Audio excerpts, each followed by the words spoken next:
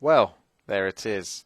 So I just finished watching Lords of War, the World of Warcraft animated lore mini-series, and I just thought I'd give you my little insights as to what I thought regarding each of these episodes, and I thought, well, there it is. That was pretty darn good.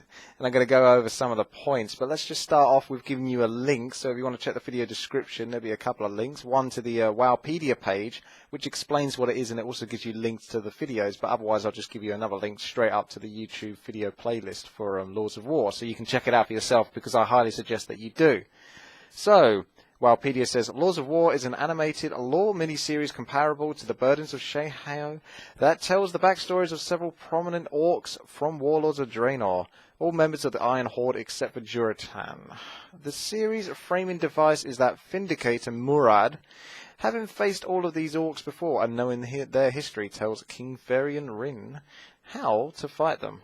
And there's a little description here. Conflict defined the realm of Draenor before the creation of the Dark Portal.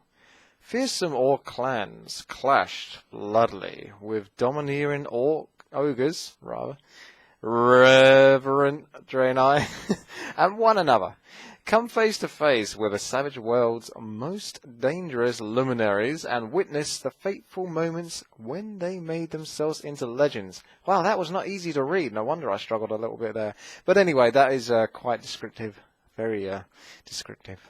And I do highly suggest you check out these links. So, check them out now, and then come back to the video and post your feedback as to what you thought of these Lord of War animated lore miniseries videos. I know they've been out for a while now. I saw the first one as soon as they released it. Oh, ding. That's my Sony Vegas thing, finishing one of my Warcraft 3 games. Yeah, so I saw the first one, loved it, and I decided, as typical with me, as I tend to binge things, so I let it all happen. I let all the episodes finish, and then the Blizzard did like the behind-the-scenes stuff as well. I didn't know they were going to do that, but since they did, that's kind of nice, so I could just watch it all in one go. And you can do the same if you haven't seen it. So, let's crack on. Alright, the first part, well, what can you say, really?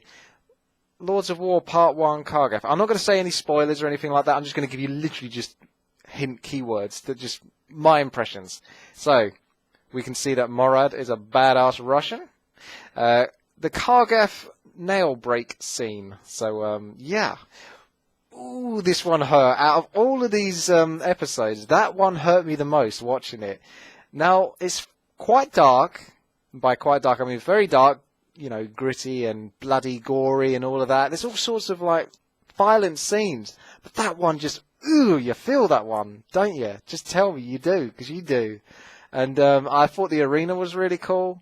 And that the ogres are lovely and greedy and corrupt. And I like that. I like the way they've been depicted in this. Sort of like just basically assholes. But just badass assholes in a way. So it's cool. Anyway, Lords of War, Part 2 Grommash. So, supposedly the big bad guy. Unless there's another tier afterwards in Warlords of Draenor. I found this story like really gripping, and the voice acting and the tension between Grommash and the ogre warlord were just brilliant. Honestly, I really enjoyed this one. I think it might be my favourite one. I mean, it's probably between this one and the fifth one, I would say. Again, if anyone's going to ask me, just because of the sort of like, it's told so well. It really is, just for the art, the animation, just the tension. You can feel it. You can. Oh, the voice acting just really brought that across as well. I just love how that, again, the ogres, I'm quite biased to these assholes in a way. I don't take that out of context either. But, alright, let's move on to Lords of War Part 3, Durotan. So, I found this one quite touching, really. It was, you could kind of tell what was going to happen, and I know this sounds like spoilers, but I'm not actually technically saying anything. But what I would say is that his mum's a bit of a bitch.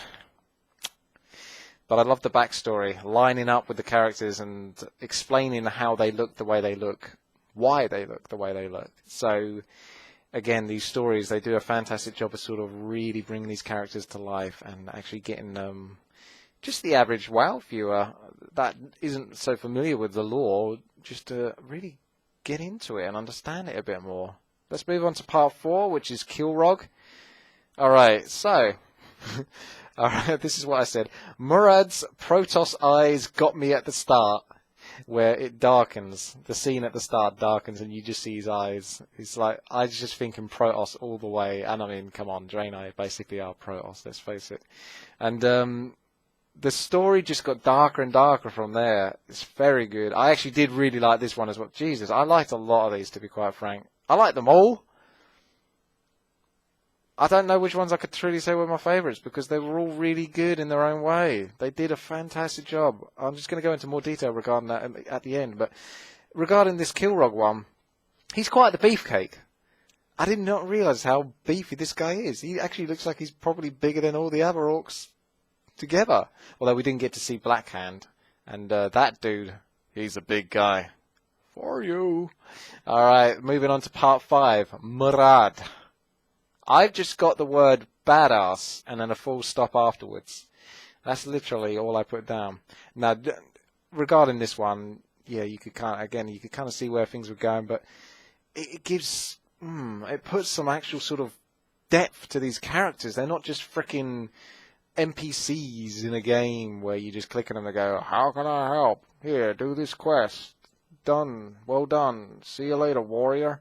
You know, this is what they need. They need, like, these miniseries just, because even if that is just the way they are in the game, when you approach that character in that game, if you've seen these series of Lords of War, you're going to have that in your head and you're going to put more depth into him. You're going to be more involved with that character, even if he's not that involved in the game. I mean, they have improved him anyway, and he will be a lot more engaging with the characters because he's going to be one of the main lore characters again for Warlords of Draenor. But yeah, that's a cool story. I'm not going to say much more about that. I just really like the last one as well. Very good, very good. All right, as regards to the behind the scenes ones, the art. So the art episode, the imaging at the end is just brilliant. I love that because I like it when Blizzard do some of this stuff behind the scenes. Like they did it on Azeroth Choppers. The most interesting thing on Azeroth Choppers when they're actually showing the artist guy and he was showing off like the Goblin Shredder. It looks like a Goblin Shredder, but it's actually called the Sky Golem. It's a mount, but it's like this shredder.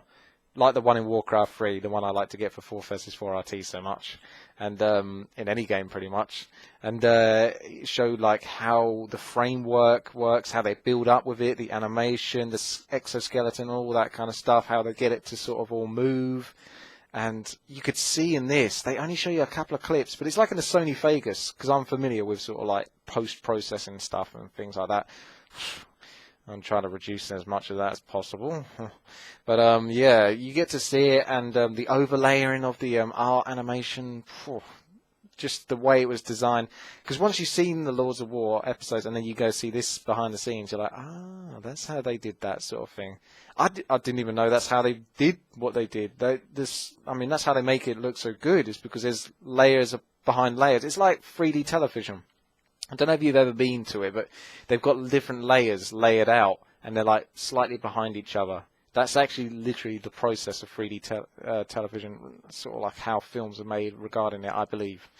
I mean, I might be wrong, but I remember going to see, when it was first coming out, I went to Comets or whatever it was with my dad, and we saw, put on some glasses, TV there, and it was just showing like a football game, and what it was the football was like 3D, obviously, and it was as close to you as it could be. Then slightly behind that were the stands where the commercials are and stuff like that. That was sort of like elevated in a way. It's sort of like it stood out. And then behind that were the fans. They were like slightly behind, and it was like these 3 layers, if that makes sense to you. And they're all slightly angled behind, which gives the 3D effect.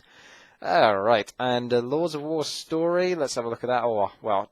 I mean, that's just interesting to watch, that one. Insightful and intriguing to see where the art style developed from. So, regarding what the Wowpedia says, basically the reason why this animated lore miniseries came to be, part of the reason, is because it developed from the Burdens of Shay Hao.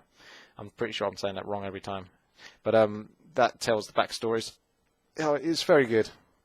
Just very good overall. So, overall, speaking of overall, the whole Lords of War thing, I highly suggest you watch it because, well, let's have a look at this. I really like how Blizzard have found a way to tell their stories without feeling like they have to hold back, because this is definitely, they get a little bit PG, a little bit kiddie sometimes with their games, particularly in World of Warcraft and stuff like that. I mean, they've got some gory things and that happening in it, but it's a little bit,